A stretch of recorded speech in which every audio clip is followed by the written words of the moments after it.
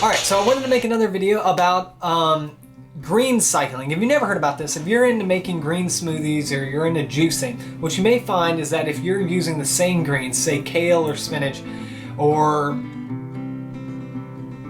chard, any kind of green, dinosaur kale, anything.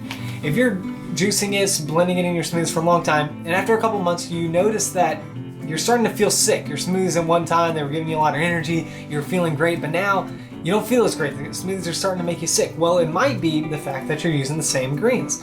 It turns out there's this thing, it's called alkaloid buildup. And I've heard it be called different things, but basically you have about 3 months before you need to change your greens. And the reason that when you consume them over an extended amount of time that makes you feel sick is because within the plants have natural defense mechanisms, and in these plants they have natural things that like prevent them from going extinct.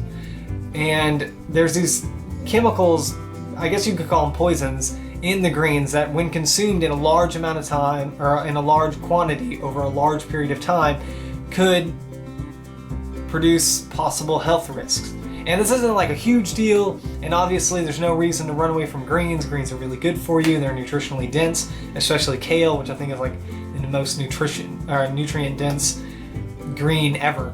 But so that's why that happens is there's these certain chemicals within the greens that when you eat enough of it for a long period of time will actually make you start to feel sick. So all you have to do is just every couple months, I think it's about maybe every 2 or 3 months, just cycle out your greens. You know, if you're using spinach for a while, cycle out kale, maybe switch to chard, things like that. And that'll make it easier for you not to get, an upset stomach or something like that from eating greens for so long.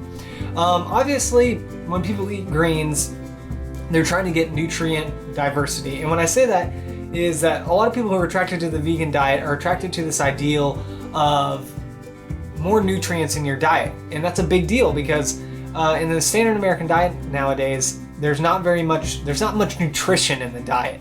People are always concerned about their macros, their protein, their carbohydrates, blah, blah, blah.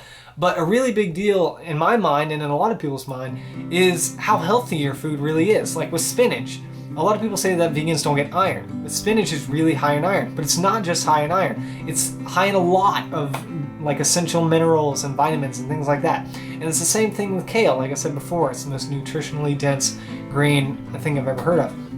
So yeah, like I don't want to scare anybody into not using greens, but I think it's an interesting fact, this whole green cycling thing, and I think it would help people in their smoothies and juices and everything. Okay, so that's all I wanted to make a video about. If you like this video, like, subscribe, leave a comment, because more comments equal more videos. Yeah, so everyone have a good one.